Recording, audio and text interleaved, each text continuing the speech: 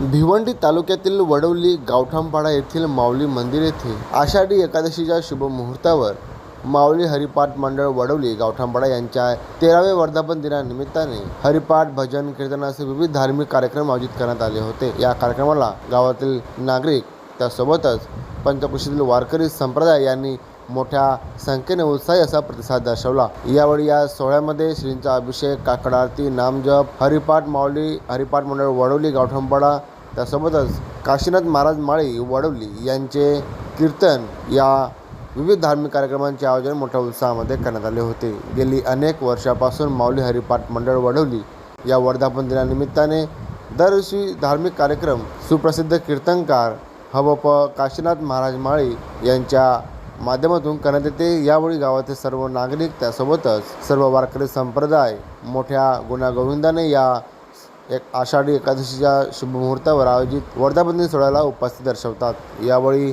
या सोहळ्यानिमित्ताने विद्यार्थ्यांना शैक्षणिक साहित्य व छत्रांचे वाटप देखील माऊली हरिपाठ मंडळ वडवली यांच्या वतीने करण्यात येते।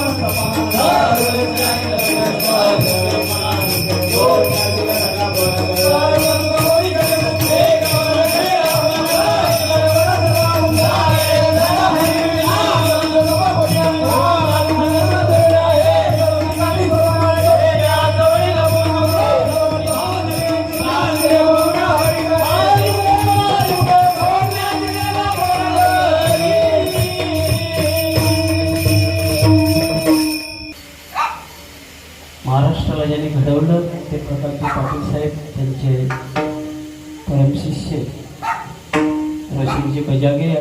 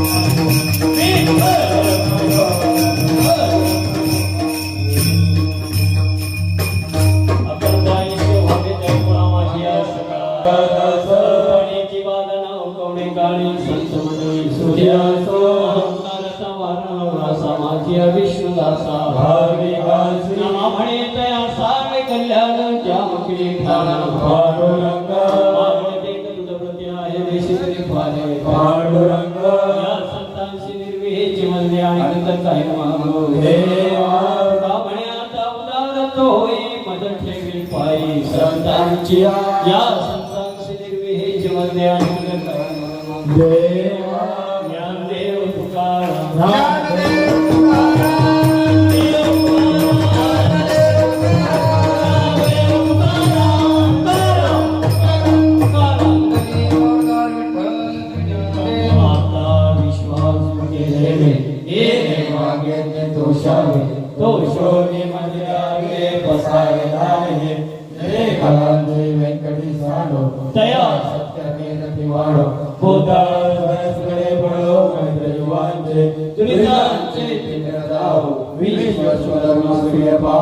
जो जे वाचन तो ते लाभो प्राणी जात वर्षते सह मंगली हे शांती मांद्यावी अनवरत मंडली घडत्या बुधा सदा चेतना चिंता बीज भाव बोलते जानव विशांचे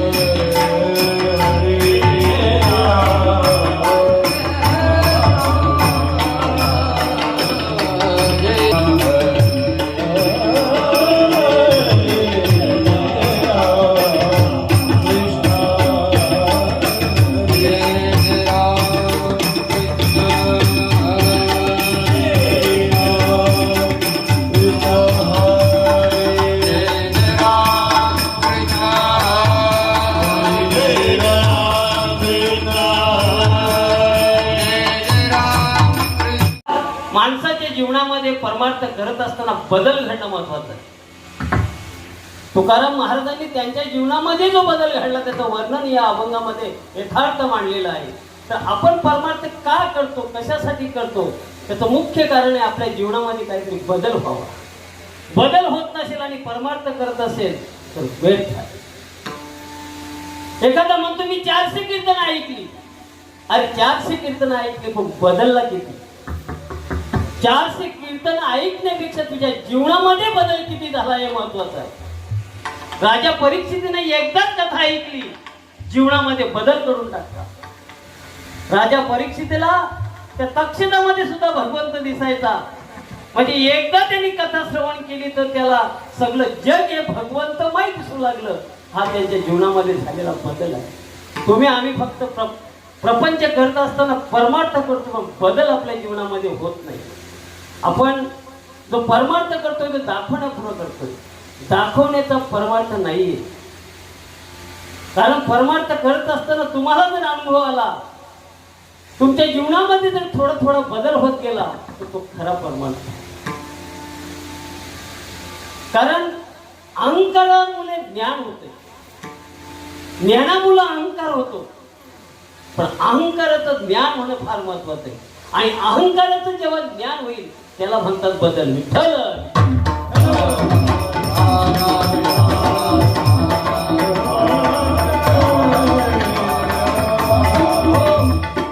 तुकाराम महाराजांच्या जीवनामध्ये प्रपंच करत असताना अनेक संकट आली. तुकाराम महाराज व्यापारी होते. आपल्याला सगळ्यांना कथाभाग माहित आहे. ते व्यापारी होते, दुकान चालवलेलं आहे. दुकान चालवता चालवता शेवटी त्यांना पश्चाताप झाला आणि नंतर 52 लाखाची प्रॉपर्टी, 52 लाख रुपये माझ्या वाचनाचे रोख त्यांनी त्यावेळेच्या समाजाला वाटून दिले. म्हणजे हा त्यांच्या जीवनामध्ये झालेला बदल आहे. आणि बदलासाठीच जीवन आहे.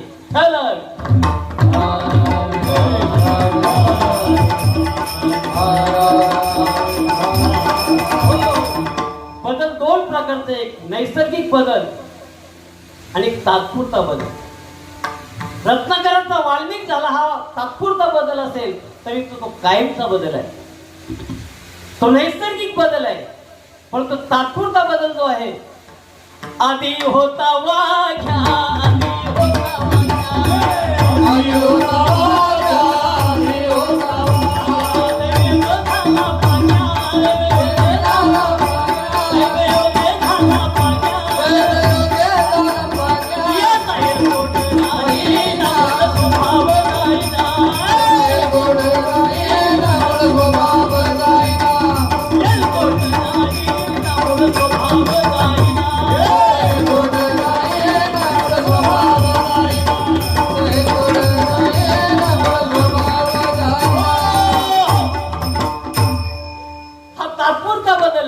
आधी होती दासी. एवढा शब्द बोलल्याबरोबर तुमच्यात बदल होतो. पट्टराणी केली तिसी, तिचे हिंदन राही नवल स्वभाव जाईना, तिचे हिंदन राही नवल स्वभाव जाईना, तिचे हिंदन राही नवल स्वभाव जाईना, तिचे हिंदन राही नवल स्वभाव जाईना. तात्पुरता बदल नको आहे, नैसर्गिक बदल हवा आहे. आणि तुकाराम महाराजांच्या जीवनामध्ये हा नैसर्गिक बदल घडतो. त्यांच्या जीवनामध्ये अडचणी आल्या नाहीत का? संसार तापे तापलो मी देवा, करीत असे सेवा कुटुंबाची. तापत होता संसार तरी सुद्धा सेवा करत होती. कारण त्यांना माहित होतं ते करत असताना त्यांची अवस्था अशी नामामध्ये तल्लीन झाली. संपूर्ण शरीर, संपूर्ण सगळे अवयव भगवंताच्या नावामध्ये तल्लीन झाले, अशी अवस्था त्यांची निर्माण झाली. ते स्वतःला नामचिंतन घेण्यापासून बंद करायला बघत होते तरी सुद्धा ती वाचा बंद होत नव्हती. माझी मात झाली अनावर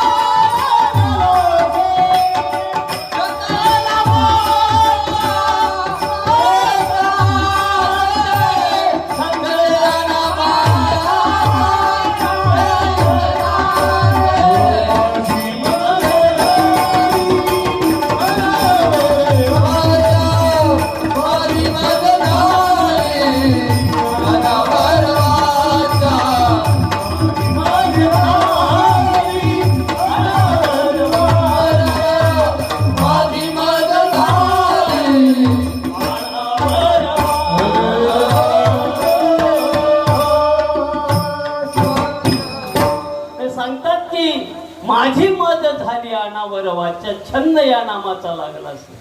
एवढा संसार दुःखमय असताना, प्रपंच हा दुःखमय असताना त्यांची अवस्था अशी झाली. त्यांना माहित होतं संसार दुःख मूल चहूकडे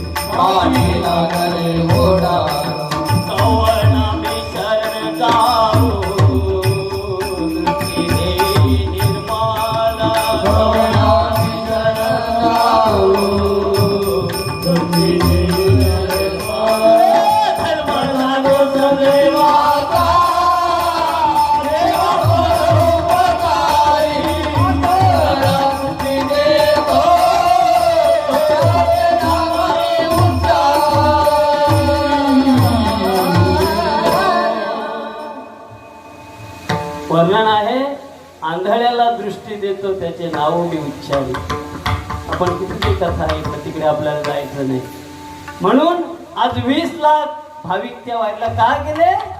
वाट पाहे उभा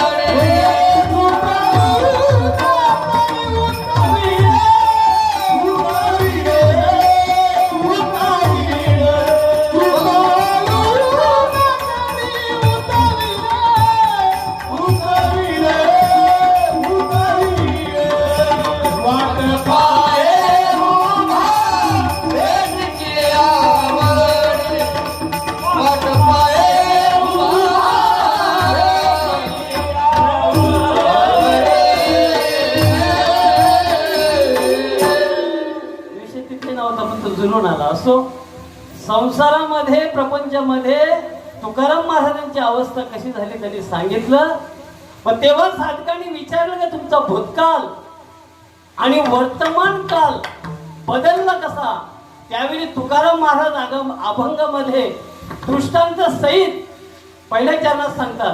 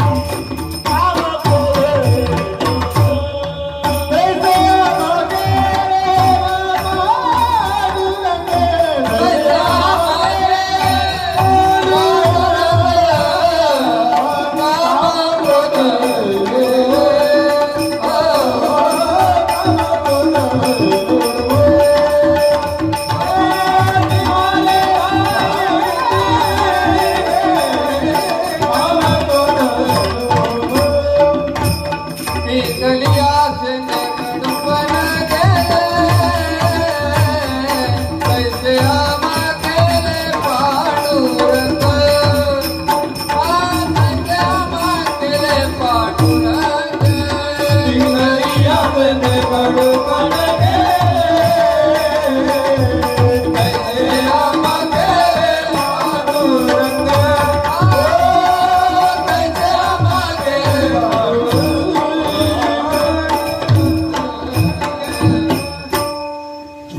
विचारल्यानंतर त्या साधकाला महाराजांनी उत्तर दिलं की आमच्या भविष्य काळात आणि वर्तमान काळाचा बदल कसा घडत गेला, तेव्हा अभंगाची सुरुवात करताना पूर्वार्धात त्यांनी उदाहरण दिलं. सिद्धांत पटवण्यासाठी, दृष्टांत पटवण्यासाठी सिद्धांत की पिकली या सेंद कडूपणे गेले तैसे आम्हा केले पांडुरंगी. शेणफलाचं उदाहरण दिलंय. हे आपल्याला माहित आहे शेणफल काय भानगड आहे. चिराडा टाईप असते, कडू असते, दिसायला ते हिरवं असतंय, असायला कडक असतंय आणि खायला कडू असतंय. आणि त्याची परिपक्व अवस्था जर झाली तर ते हिरवाचं पिवळं होते, लाल होते असं, आणि कडकचं नरम होते आणि कडूचं गोड होते. ते फळ म्हणजे या ठिकाणी महाराजांना शब्द अभिप्रेत आहे. फल म्हणजे मानव, तो मानवाला केलेला उपदेश आहे. फलाची उपमा जी दिली ती फल तुम्ही आम्ही सगळी फलं आहोत. काही फलं 5 वर्षात पिकायला सुरुवात झाली, काही 20 वर्षानंतर पिकली, काही 80 वर्षे झाली तरी पिकली नाही, एक 1400 वर्ष झालं तरी पिकला नाही. किती त्यांनी वर्णन केलंय. चांग देव म्हणे आजी जन्मा आलो, चांग देव म्हणे आजी जन्मा आलो, चांग देव म्हणे आजी जन्मा आलो, म्हणे आजी जन्मा आलो. गुरु बुद्ध झाले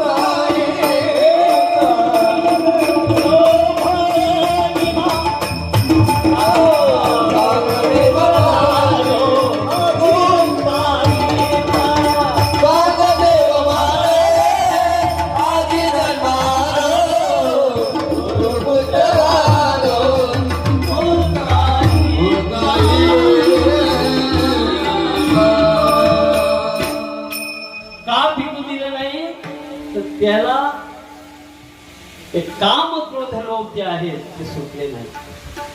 आणि म्हणून एवढा मोठा योगी तपस्वी झाला तरी ते परिपक्व झालं नाही. आणि हे तुम्हा आम्हाला सगळ्यांना घातक आहे. हे ऋषी मुनी तपस्वी कोणाला त्यांनी सोडलेलं नाही. पराशर सारखी ऋषी, रावणासारखा बलाढ्य राजा, वाली, चंद्र, कितीतरी आपल्या संप्रदायामध्ये त्यांची नावं आहेत की त्यांना या 3 विकारांनी छेडलं आणि माती मोल करून टाकलं. हे 3 जे विकार आहेत ना हे फार घातक आहेत. हिरण्यकश्यपाच्या कुलामध्ये निकुंभ नावाचा एक राजा होता आणि त्याला 2 मुलं होती, एक सुंद आणि उपसुंद. ही दोन्ही मुलं एवढी भगवंताची भक्ती करणारी होती की ते भक्तीच्या बलावर भगवंताला त्यांनी प्रसन्न केलं. आणि प्रसन्न केल्यानंतर भगवंत प्रसन्न झाल्यानंतर हा काम किती वाईट आहे त्याच्यावर मी चिंतन मांडले. प्रसन्न झाल्यानंतर त्यांनी सांगितलं बालांनो, मी तुमच्या भक्तीवर प्रसन्न झाले, तुला काय मागायचं ते मागा. ते 72 गवडे हुशार होते की त्यांनी सांगितलं की आम्हाला कधीच मरण नाही आलं पाहिजे, आम्हाला अमरत्व असं वरदान द्या. भगवंताने सांगितलं की विश्व ज्याने निर्माण केलं त्याला थांबता येत नाही, तुम्हाला थांबता येणार नाही. पण तुम्हाला एक सांगतो मी कथा, तर पटपट सांगतोय. तुम्हाला एक सांगतो की तुम्ही दोघे जर भांडले तर तुमचं मरण अटळ आहे. तुमच्या दोघांमध्ये जर वाद झाला तर तुम्ही मेल्याशिवाय राहणार नाही. सुंद उपसुंद त्यांना वाटलं आम्ही सख्खे भाऊ. बंधू प्रेम त्या गाडीवर लिहिलं असतं ना, तसं त्यांचं प्रेम. बंधू प्रेम, गाडी चालते ना त्याच्यावर काय लिहिलंय, बंधू प्रेम.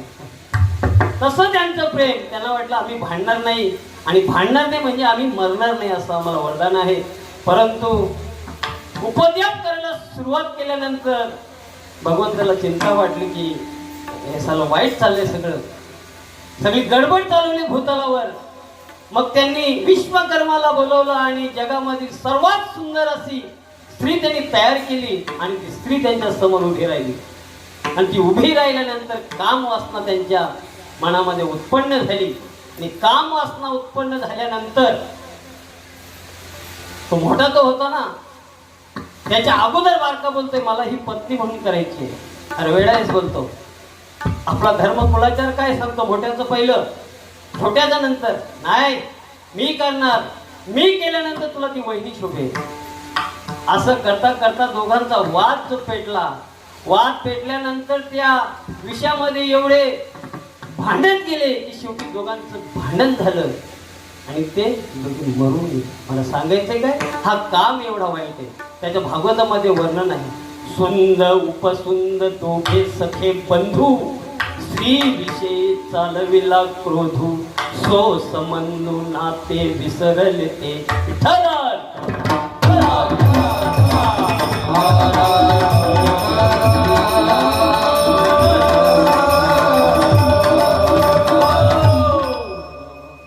तशाच प्रकारचा त्रास तुकाराम महाराजांनी आपल्याला सगळ्यांना कथा माहिती.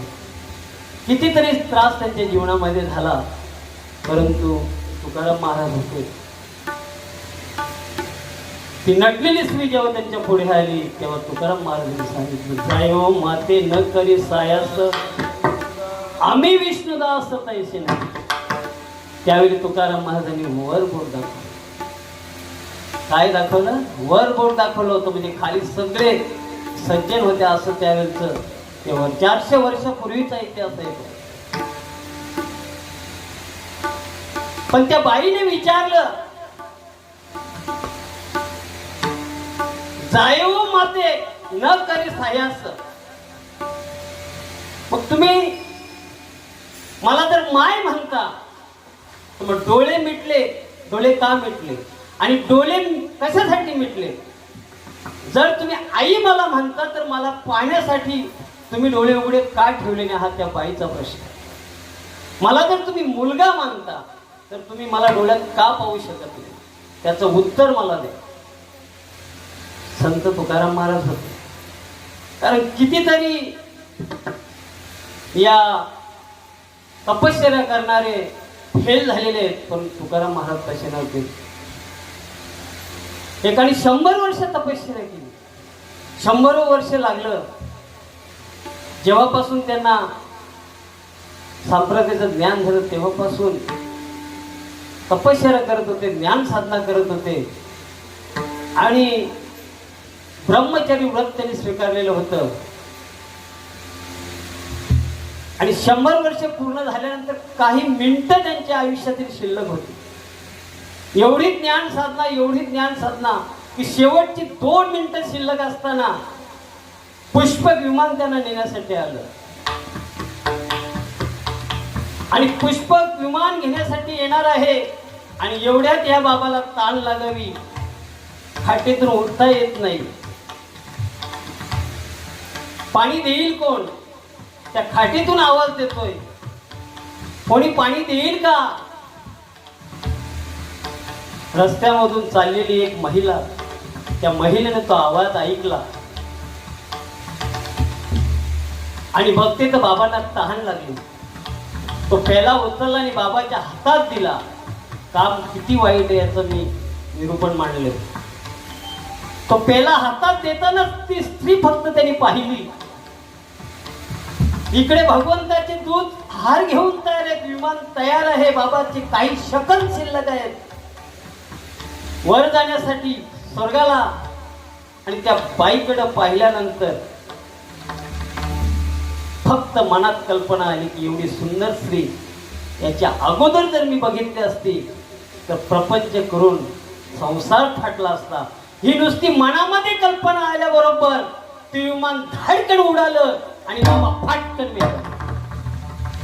वासनेचा संग होये अंतकाली, वासनेचा संग होये अंतकाली,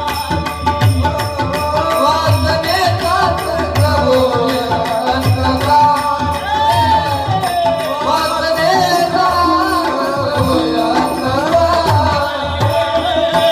वासनेचा संग होये अंतकाली, वासनेचा संग होये अंतकाली, वासनेचा संग होये अंतकाली, वासनेचा संग होये अंतकाली, तरी तपवाली जन्माधारी, तरी तपवाली जन्माधारी,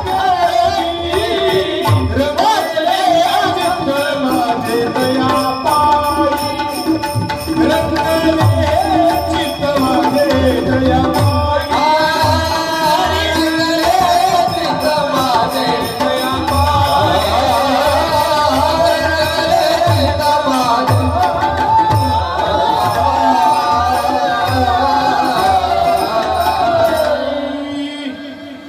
एवढ्या तपश्चर्याला एका सेकंदामध्ये वासना निर्माण झाली तर जावं लागलं. तुकाराम महाराजांनी सांगितलं, मी डोळे का मिटले ते सांगतो. तुकाराम महाराजांनी सांगितले की भजन करताना, कीर्तन करताना, प्रवचन करताना, श्रवण करताना ध्यानास्त व्हावं लागतंय, मन एकाग्र करावं लागतंय, तरच त्या भगवंताची कृपा होते. ती महिला सांगते ते माझं उत्तर नाहीये, मला ते उत्तर अपेक्षित नाहीये.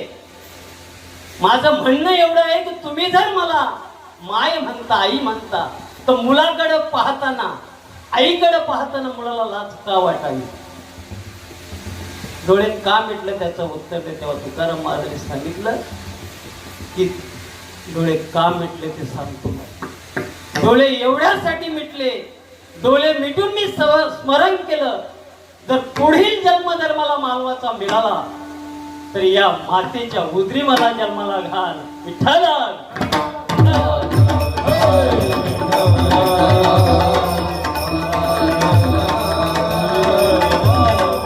वासना घेऊन आलेली तुकाराम महाराजांचं जीवन उद्ध्वस्त करणारी महिला तुकाराम महाराजांच्या भजनामध्ये रंगून गेलीने आपलं आयुष्य फुलून टाकलं. एवढी वासना वाईट असताना सुद्धा तुकाराम महाराजांच्या सानिध्यात आल्यानंतर ती महिला, तिच्या जीवनामध्ये बदल झाला आणि ती वारकरी संप्रदायामध्ये येऊन भजन करू लागली. एवढी ताकद तुकाराम महाराजांची होती. तुकाराम महाराज त्या वासनेला फसले नाही.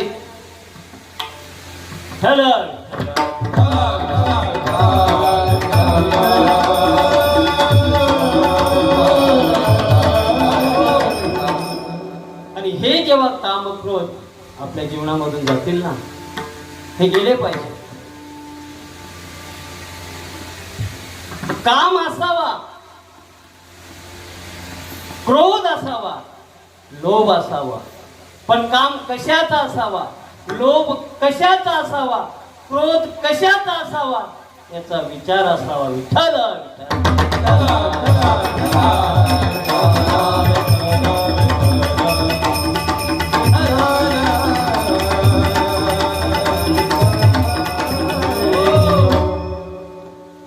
काम नसावा परस्त्रीचा,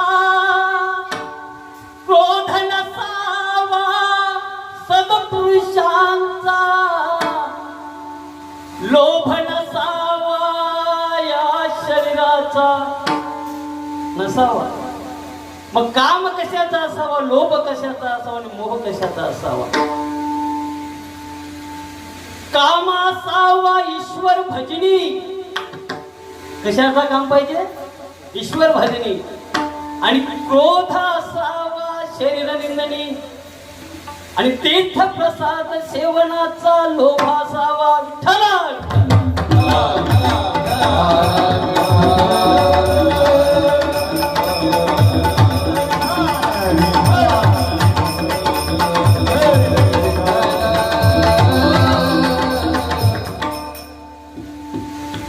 आणि हे जेव्हा जातील ना आपल्या जीवनामधून, तुकाराम महाराजांच्या जीवनामध्ये गेले आणि म्हणून ते म्हणतात की माझ्या जीवनाला जे परिवर्तन झालं हे तिन्ही विकार गेले अभंगाच्या दुसऱ्याच्या. काम क्रोध लोभ निमाले पाहिजे. काम क्रोध लोभ निमाले पाहिजे. काम क्रोध लोभ निमाले पाहिजे. काम क्रोध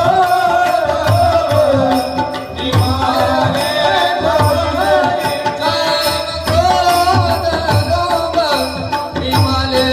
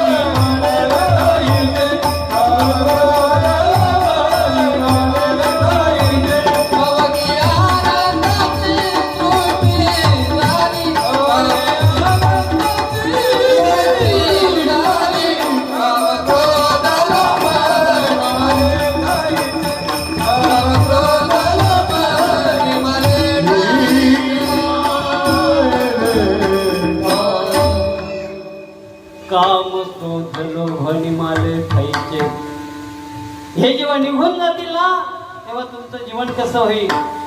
मुझे मेरी मस्ती कहाँ लेके आई, मुझे मेरी मस्ती कहाँ लेके आई, मुझे मेरी मस्ती कहाँ लेके आई. मुझे मेरी मस्ती कहाँ लेके आई. मुझे मेरी मस्ती कहाँ लेके आई, मुझे मेरी मस्ती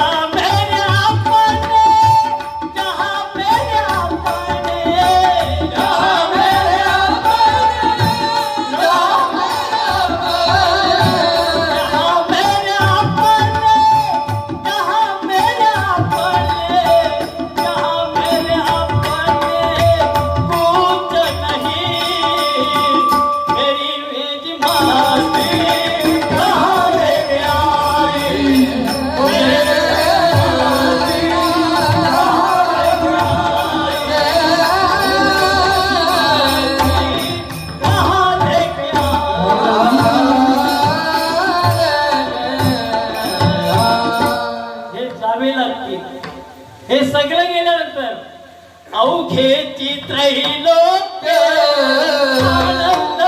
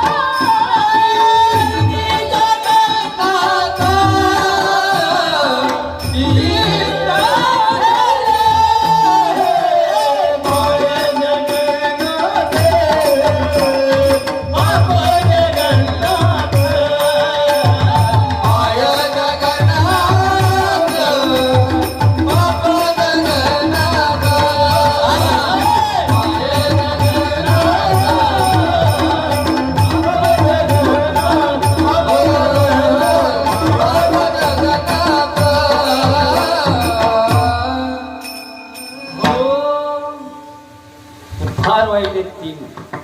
काम क्रोध लोभ ज्ञान विधीचे भुजंग विषय मार्गीचे वाघ आणि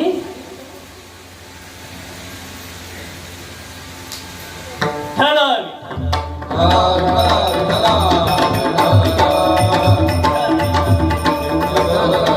भक्ती मार्गाचे मांग ते मार्ग माऊलींची होईल. माऊलींनी सुद्धा वर्णन केलं की हे वाईट आहे, हे वाघ आहे, भुजंग आहे, म्हणून त्यांनी भल्या भल्यांना बटावला. येडका मदन मदन केवळ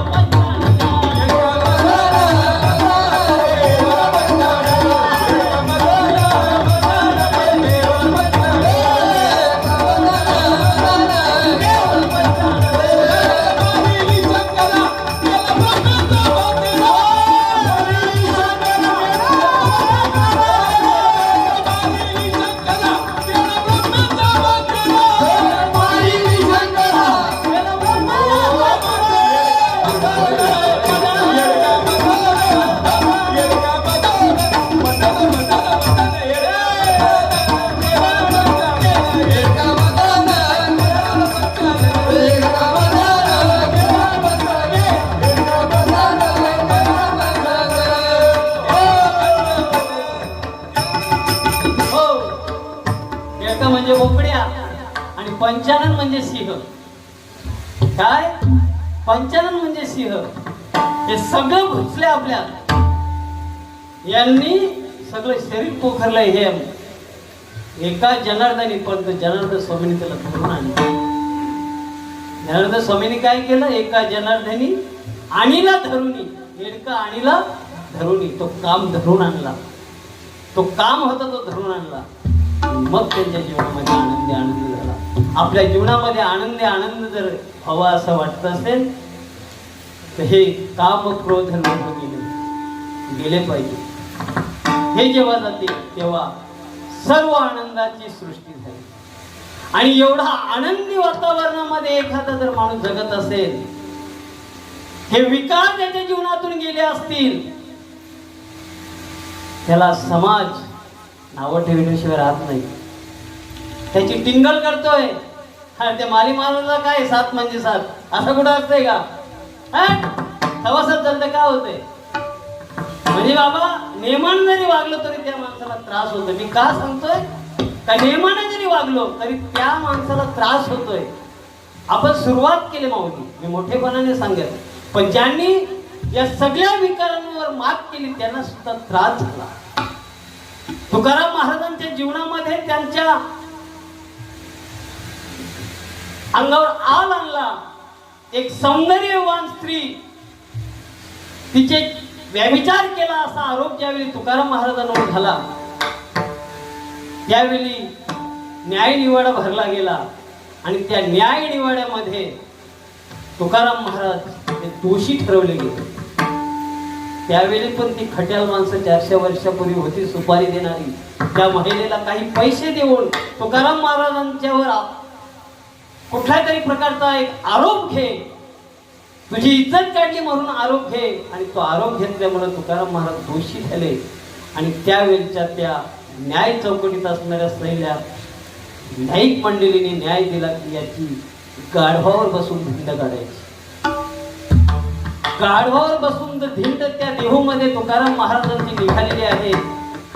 आणि तुकाराम महाराजांची बैठक अशी केली होती त्या गाढवावर. तर गाढवाचं तोंड जे होतं त्या तोंडाकडे तुकाराम महाराजांची पाठ केली होती आणि पाठीकडे तुकाराम महाराजांचं तोंड होतं. आणि ती वरात नव्हती, ती धिंड होती तुकाराम महाराजांची. संपूर्ण देहूमधून काढण्यात आली होती. आणि देहूमधून काढत फिरत येत असताना जेव्हा तुकाराम महाराजांच्या त्या गल्लीमध्ये आली आणि त्यावेळी त्यांची धर्मपत्नी जिजाबाई ओटीवर झाडलोट करीत होती. आणि झाडलोट करत असताना तिच्या लक्षात आले की गावात कोणाचं तरी लगीन आहे आणि त्या लग्नानिमित्त कोणाची वरात चालले म्हणून सगळं वाचतंय. पण तिच्या दाराच्या पुढून जेव्हा ती धिंड गेली त्यावेळी ते गाढव बघितल्यानंतर त्या गाढवावर पाहतो तर आपला मालक आहे. संत तुकाराम महाराज त्या गाढवावर आहेत. आणि हे बघितल्यानंतर तिच्या तलपायाच्या मस्तकाला गेली आणि ओटीवरून खाली उतरली.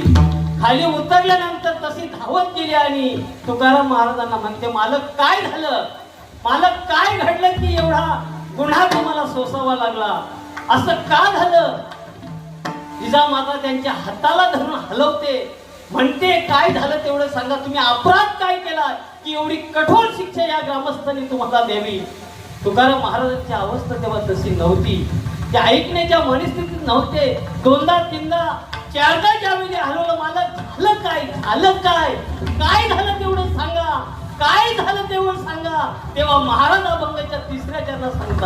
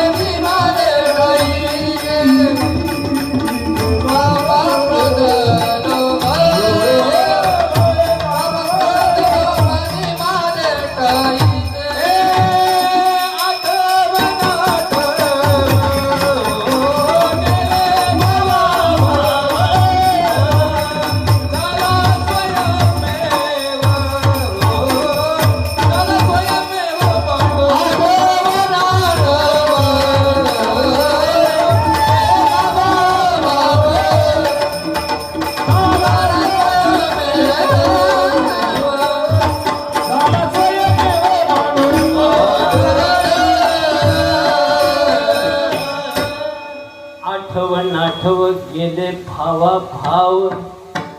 आठव नाठव हे दोन विकार आहेत. आठव म्हणजे असणे आणि नाठव म्हणजे नसणे. जिजा मला आठव होती सांगतात तुकाराम महाराज. मला आठव होती पण नाठव झाली. मला शुद्ध होती का या ग्रामस्थांनी माझ्यावर अन्याय केलेला आहे, परंतु मी त्या भगवंताच्या नावामध्ये तल्लीन झालो. तुम्ही जे करता ते भगवंताला अर्पण समजून ते अगदी नामाच्या एकतेमध्ये तल्लीन होऊन त्या गडावर विराजमान झाले. आणि कुठे चाललोय काय चाललंय हे सुचत नाही, त्याच्यामध्ये मला मी विसरून गेलो. विषय तो त्यांचा झाला नारायण.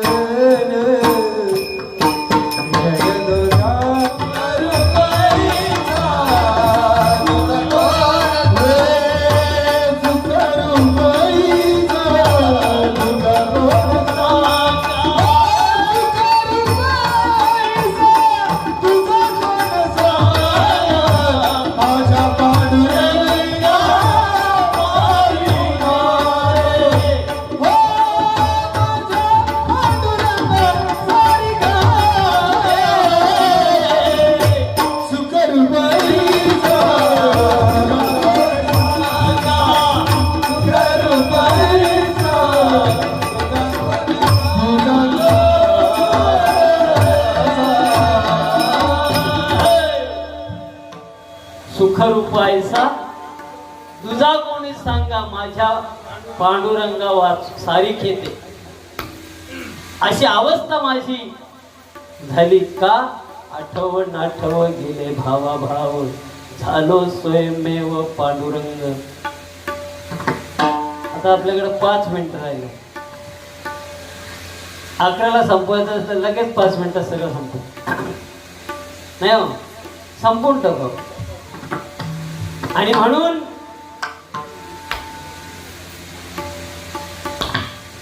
हे सगळं तुम्हाला जर भगवंताची भक्ती करायची असेल, त्याची प्राप्ती करायची असेल, तुमच्या जीवनाचा उद्धार करायचा असेल, याच्यासाठी मानव देहाने जन्माला आपण आलेलो आहोत. आणि त्या जन्माचं सार्थक होणं किंवा त्या जन्माचं सार्थक होणं याच्यासाठी आपल्याला जन्म आहे. या अभंगाच्या शेवटच्या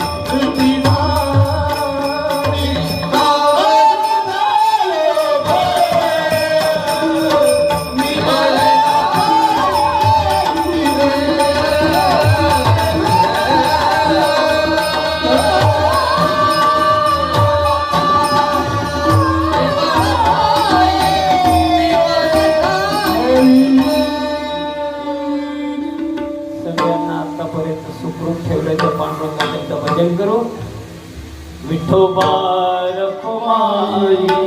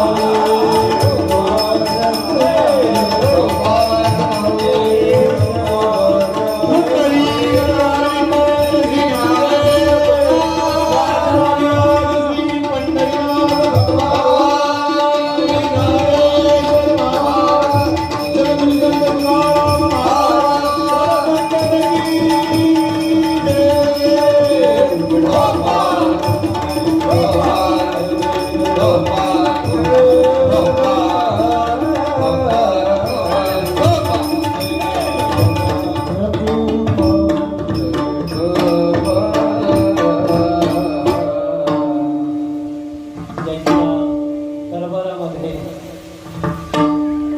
13 वर्षे कुठल्याही प्रकारचं विघ्न न येता अखंड हरिपाठ सुरू ठेवला.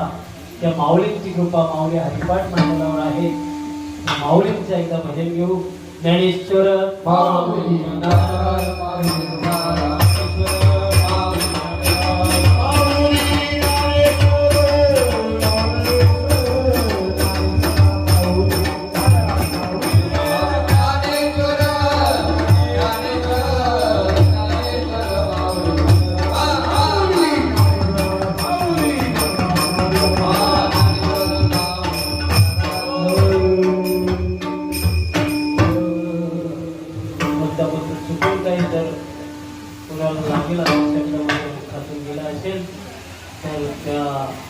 बुद्धीचा दोष आहे आणि चांगला असेल ते गुरुवर्य माझे या संप्रदायामध्ये ज्यांनी मला आणलं, म्हणजे गुरु दीक्षा दिली ते हरिभक्तीपरायण गोविंद महाराज वडवी, आणि या व्यासपीठावर ज्यांनी मला उभं केलं ते वैकुंठवासी हरिभक्तीपरायण गुरुवर्य नेवाळीकर महाराज, गजानन महाराज नेवाळीकर यांच्या कृपा आशीर्वादानं बोलण्याचा प्रयत्न केला.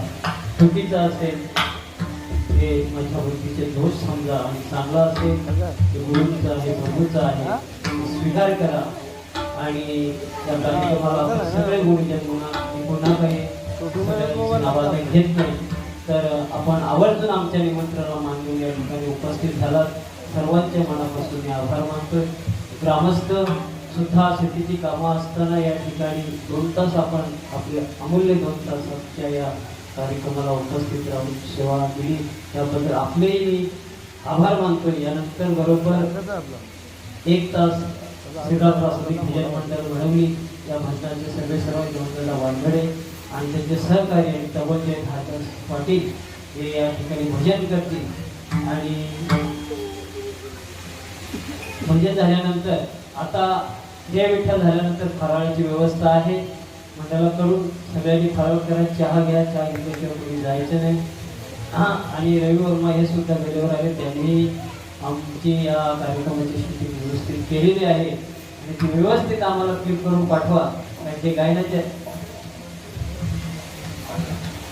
बघा या ठिकाणी 1-2 मिनिटं त्या माऊलींसाठी दिलेली आहेत. मी प्रस्तावनेमध्ये सांगितलं की जीवनामध्ये बदल जर असेल तर बदल व्हावा. सप्ताह किती मोठा केला पण त्याच्यात वारकरी किती झाले, तर आज एक छोट्याशा कार्यक्रमात सुद्धा ती माऊली आज या ठिकाणी वारकरी होते, म्हणजे हा बदल आहे. आणि बदल होण्यासाठीच आपण संप्रदायामध्ये आलेलो आहोत. म्हणून या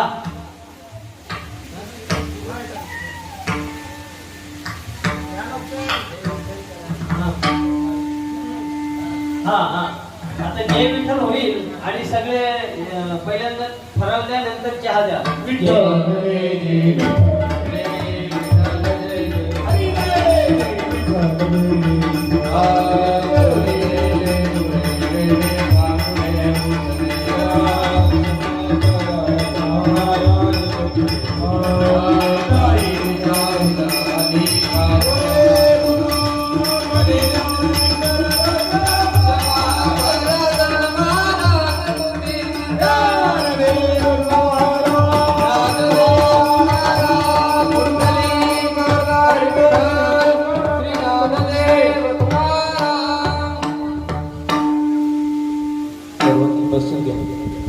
बसून घ्या.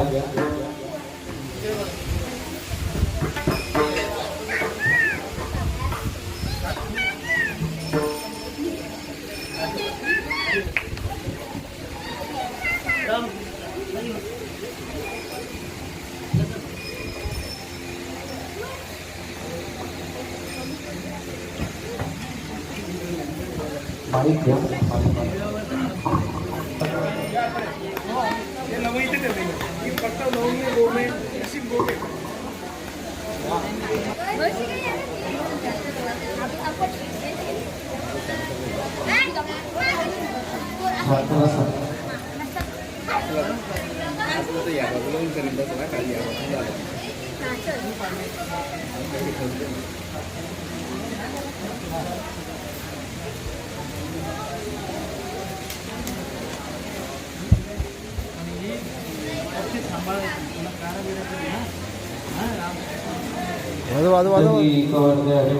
श्री ज्ञानदेव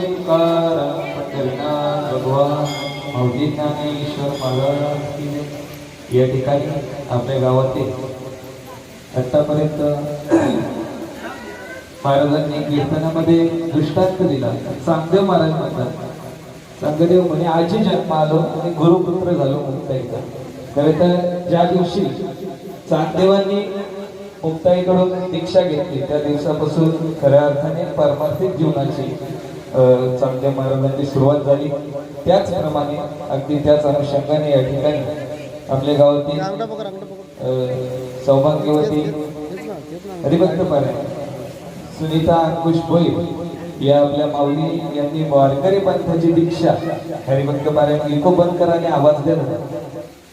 वारकरी पंथाची दीक्षा हरिभक्त पारायण या ठिकाणी आता ज्यांनी सुश्राव्य अशी कीर्तन सेवा केली हरिभक्त पारायण काशीनाथ महाराज माले. अगदी माली महाराजांनी म्हटलं की गायकांनी थोडं अतिक्रमण केलं म्हणून मी पण करतो आणि थोडं आता मी पण करतो. कारण दरवर्षी मी सुद्धा पंढरपुरात असतो. यावर्षी योगायोगाने थांबलो. खरं तर हा या माऊली हरिपाठ मंडळाचा 13वा वाढदिवस आहे आणि सांगायला आनंद वाटतो. गेल्या वर्षी या हरिपाठाचा 12वा झाला असेल आणि यंदा 13वा झाला. आपला 13वा झाला तरी चालेल, परंतु या हरिपाठाचा कधी 13वा होऊ नये अशी मी मनोमन माऊली चरणी प्रार्थना करतो. आणि इवले सर्व लाविये द्वारी त्याचा विलोक गेला गगनावरी. नामा म्हणे केशव राजा केला नेमन चालवी माझा. खरं तर सांगायला अभिमान वाटतो की हे आळंदी एक तीर्थक्षेत्र असं आहे की ज्या ठिकाणी माऊलींचा हरिपाठ कधी चुकत नाही. परंतु आळंदी नंतर कोणतं जर क्षेत्र असेल तर हे माऊली मंदिर आहे. या ठिकाणी 7चा हरिपाठ तो कधी 8ला होत नाही आणि हरिपाठ झाल्याशिवाय राहत नाही. खरोखर खूप आनंद वाटतो. आणि महाराजांनी या ठिकाणी कीर्तन करण्याचं कारण म्हणजे मंडळ स्थापन करणे सोपी गोष्ट आहे, परंतु तो टिकवून ठेवणे, तो तेवढ्याच अविरतपणे सर्व माणसांना जोडून घेऊन परमार्थिक वाटचाल सुरळीतपणे चालू ठेवणे ते फार महत्वाचं आणि कठीण असतं. आणि ते मंडळामध्ये वाटचाल करत असताना काही काही गोष्टी असतात, काही मनोगत असतात, काही भावना असतात, ते आपल्याला त्या ठिकाणी येऊन सांगता येत नाही. परंतु कीर्तन हे व्यासपीठ असं आहे की त्या भावना आपल्यापर्यंत पोहोचवण्याचं काम या कीर्तनातून करता येतं. म्हणून माली महाराजांची या हरिपाठ मंडळाची कुवत अशी की महाराष्ट्रातील कोणताही वजनदार कीर्तनकार या ठिकाणी उभा करण्याचं सामर्थ्य या मंडळामध्ये आहे. परंतु आपल्या भावना, आपलं मनोगत, हरिपाठची वाटचाल चालू असताना काही काही अडचणी येतात, काही काही अनुभव आले, ते आपल्या पुढे प्रगट करण्याचं हे माध्यम आहे. आणि प्रगट का करावी तर अनुभव आले अंगा. महाराजांनी सांगितलं का आम्हाला सुरुवातीला जो आनंद होता अजून सुद्धा तो आनंद तसा आहे, द्विगुणित होत गेला, त्रिगुणित होत गेला. म्हणजे सांगण्याचा तात्पर्य काय की परमार्थातील जो अनुभव आहे तो या ठिकाणाहून सांगितला तर नक्कीच आपल्याला फल पिकल या सेंदे कडूपणे गेली आणि फल हे आपल्या काकींच्या रूपाने या ठिकाणी वारकरी पंथाची दीक्षा घेतली. म्हणजे प्रत्येक वर्षी एक ना एक फल या हरिपाठ मंडळातील पिकत आहे. म्हणजे आपल्याला एक तो सार्थ अभिमान असावा की या हरिपाठा मंडळामध्ये परिवर्तन होत आहे. असं काही काही उद्देशाने म्हणजे काही लोकांना वाटतं हरिपाठाचं बर्थडे का असो ना, पण तुम्ही परमार्थात या, आनंद घ्या. म्हणजे जशी ज्याची भावना तसे त्या भावनेतून परमार्थात वाटचाल करावी, देवाकडे पोहोचण्याचा प्रयत्न करावा, हा उद्देश या कार्यक्रमाचा आहे. आणि आपल्या सर्वांना ठाऊकच आहे की पंढरपूरची यात्रा आहे, तिकडे तो आनंद आपण उपभोगत नाही, परंतु याची देही याची डोला भोगू मुक्तीचा सोहळा. या ठिकाणी आपल्या गावात तो सोहळा आपल्याला आनंद आपल्याला उपभोगायला मिळत आहे. म्हणून या ठिकाणी हा कीर्तन हरिपाठ कार्यक्रम साजरा झालेला आहे. आणि आजची कीर्तन रूपी सेवा माली महाराजांकडूनच या ठिकाणी संपन्न झालेली आहे. या कीर्तनासाठी उपस्थित असलेले गुणीजन मंडळ, त्यामध्ये आदरणीय या आपल्या भिवंडी तालुक्याचं वैभव गायनाचार्य ज्ञानेश्वर महाराज पाटील, तसेच शहापूर तालुक्याचे गान कोकिळा मयूर महाराज डोंगरे, आणि ज्यांच्या नादातून पखवाजाच्या नादातून ब्रह्मनादाची अनुभूती झाल्याशिवाय राहत नाही असे असणारे आमचे रोशन दादा. त्याच बरोबर ज्यांनी अगदी कमी वयामध्ये अगदी वाडा तालुका, भिवंडी तालुका, संपूर्ण ठाणे जिल्ह्यामध्ये आपलं नाव लौकिक कमावलं ते राहुल महाराज. आणि तसेच इतरही सुद्धा आपल्या गावातील, आपल्या परिसरातील सर्वच गुणीजन मंडळी या ठिकाणी कीर्तनासाठी उपस्थित आहेत. त्यांचे सुद्धा माऊली हरिपाठ मंडळाच्या वतीने, गावठाणपाडा आणि वडवली ग्रामस्थांच्या वतीने हार्दिक आभार मानतो. आपण सर्व या ठिकाणी आलात, आपले सुद्धा आभार मानतो. आजचा कीर्तनाचा कार्यक्रम या ठिकाणी संपला.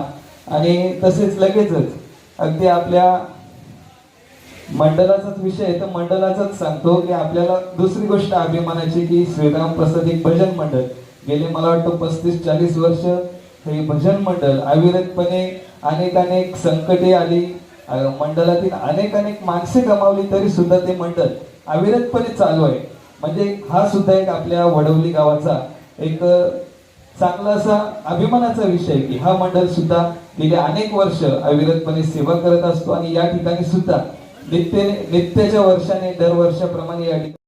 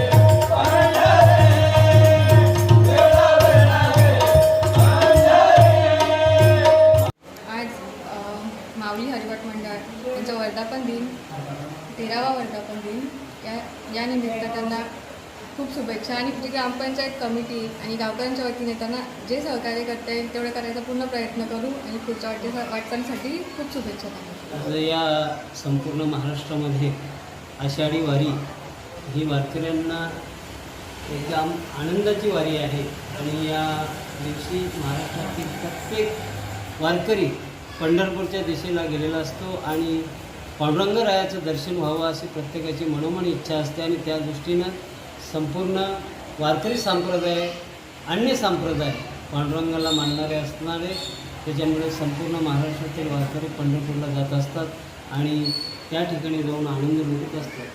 परंतु आम्ही आमच्या या वडवली गावामध्ये या गावठाणपाड्यामध्ये 19 जुलै 2011 साली या मंडळाची स्थापना केली आणि त्या दिवसापासून तर आज तागायत या माऊली हरिपाठ मंडळाचा हरिपाठ एकही दिवस खंड पडलेला नाही. ही माऊलींची पांडुरंगाची कृपा आहे. कृपेशिवाय काहीच होत नाही. कृपा जर नसेल तर तुमचं कार्य कोणतंही कार्य असेल ते यशस्वी होणार नाही. भगवंताची कृपा असावी लागते, आईवडिलांची कृपा असावी लागते, त्याचबरोबर गुरुची कृपा असावी लागते आणि आपल्या कुलदैवतेची कृपा असावी लागते. आणि मी असं अनुभवाने सांगेन की हे सर्व गुरुतुल्य असणारी व्यक्तिमत्व आहेत, त्यांची कृपा असावी म्हणून हा माऊली हरिपाठ मंडळ आज 13 वर्षे पूर्ण झाली सातत्याने सुरू आहे. दरवर्षी आम्हाला ग्रामपंचायतीचे आमचे सरपंच वारगडे शाखाप्रमुख आमचे संजयजी वारगडे यांच्या धर्मपत्नी याही सहकार्य करतात. तसेच चालू वर्षी आता कार्यरत असलेले आमच्या सरपंच आढळताई यांनीसुद्धा फराळाची व्यवस्था केलेली आहे. आणि विशेष म्हणजे आमचे गावाशेजारी वाशिम म्हणून गाव आहे आणि त्या ठिकाणचे काठवाळे मामा एक उद्योगपती आहेत. ते लहान मुलासाठी नेहमी खाऊ आणून देत असतात. यावर्षी त्यांनी सपत्नी जेवून खाऊचं वाटप केलेलं आहे. तसेच चालू वर्षी एक नव्यानं आमच्या विद्यार्थ्यांसाठी या हरिपाठातील मंडळातील सदस्यांसाठी आपल्या भिवंडी तालुक्यातील वाशिम गावचे रहिवासी माननीय श्री तानाजी मोरेसाहेब, देवा ग्रुप फाउंडेशन अध्यक्ष संस्थापक महाराष्ट्र राज्य यांच्याकडून वह्या आलेल्या आहेत, त्याही आम्ही वाटप केलेल्या आहेत. आणि या विद्यार्थ्यांना घडवण्याचं एवढंच कार्य आहे की आज प्रत्येक भारतीय म्हणतो की हिंदू जगला पाहिजे. पण हिंदू केव्हा जगेल? तुम्ही संस्कार जर त्यांच्यावर रुजवले, प्रत्येक गावातील वारकरी संप्रदायातील प्रमुखाने अशी मुलं घडवण्याचं काम जर केलं तर आपल्याला जाहिरात करण्याची गरज लागणार नाही. प्रत्येक कीर्तनकारानं, प्रत्येक प्रवचनकारानं आपापल्या गावातील प्रत्येक कुटुंबातील लहान लहान बालकांना हे संस्कार जर घडवले तर आपोआपच आपली संस्कृतीचं जतन होईल असं मी या आजच्या शुभदिनी सांगू इच्छितो. कार्यक्रमाला सकाळपासून सगळ्या मान्यवरांनी, भाविकांनी या कार्यक्रमाला उपस्थिती दाखवून या कार्यक्रमाच्या पुढील वाटचालीसाठी शुभेच्छा दिलेल्या आहेत. त्यांचंही मी मनापासून माऊली हरिपाठ मंडळाच्या वतीनं आणि माझ्या माळी परिवाराच्या वतीनं हार्दिक त्यांचं मनापासून आम्ही आभार व्यक्त करतो.